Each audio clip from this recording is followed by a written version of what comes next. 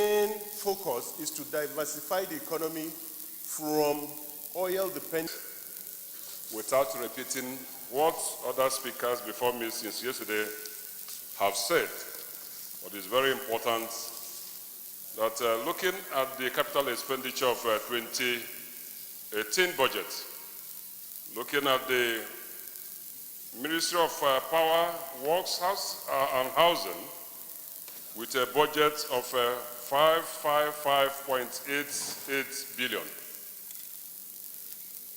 As against that of 2017, which is just short by 2-something billion.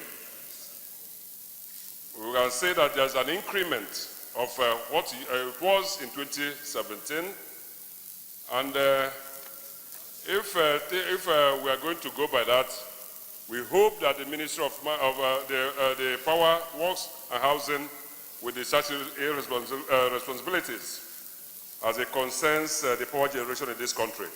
I've said it time without number here that if we want the economy of this country to be private sector driven, number one thing is that there must be a level playing ground, and that there must be power for the private sector to do their thing. But if you want them to continue buying gas in order to power whatever thing they want to do, we will never get there. Talking about the road infrastructure, we know that the road infrastructure is very, very important to us here, especially those of us from the southeast, where we have problems of rickety roads everywhere. Coming from Enugu, coming from Benue State, Makodi Expressway to 9th Mile is impassable.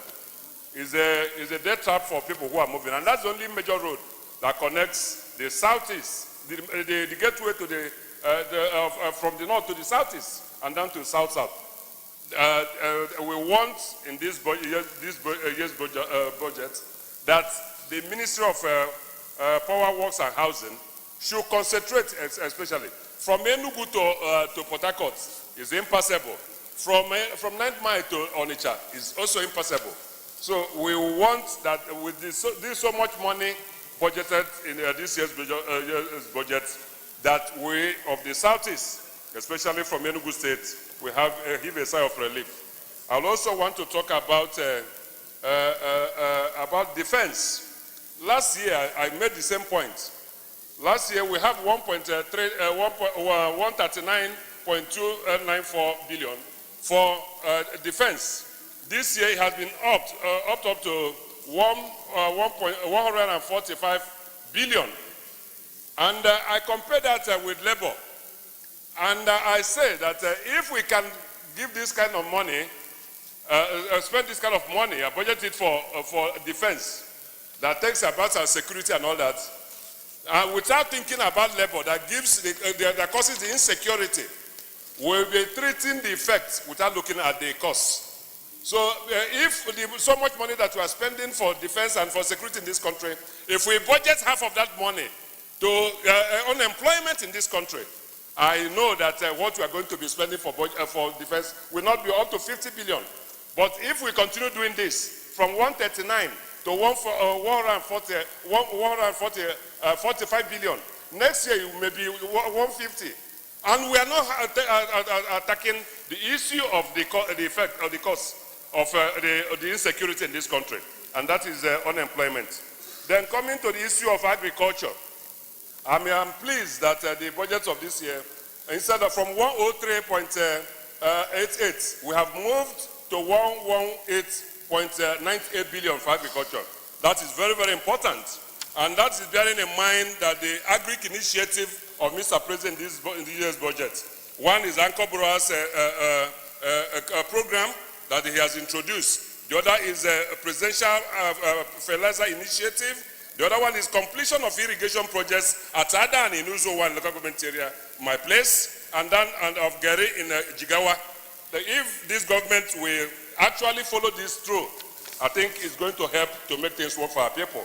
And then we'll create employment, because that is another major source of employment generation through agriculture. If we do that, we are going to get things done for the populace of Nigeria.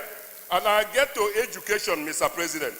Yes, last year we were at 56.7 billion.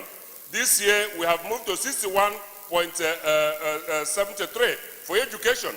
If you add to the universal basic education of 109, you will get to 170.32 for education in this country. It's very, very important that the government has moved from what it used to be last year to a better thing this year.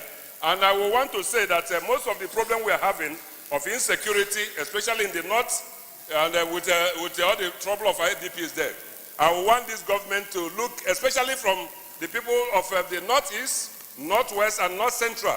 They have to take things seriously with their education. Because if you don't educate your citizenry, they will become a trouble for you, and then from becoming a trouble for people in the north, it becomes a trouble for all of us in the country.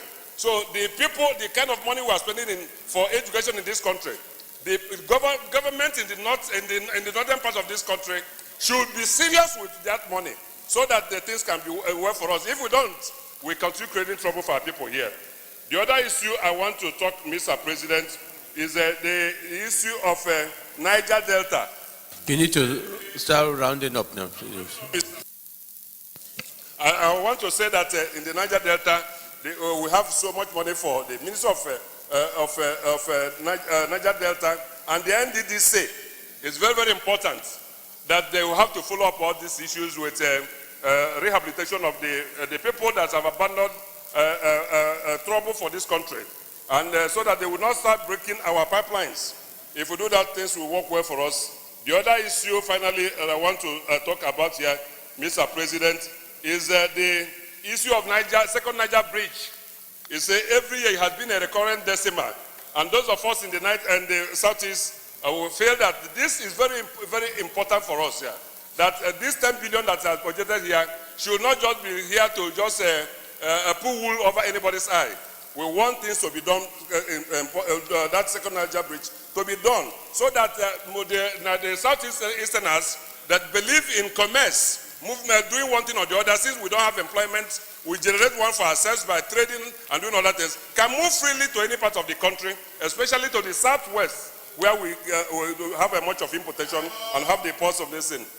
And then finally, Mr. President, I want to say that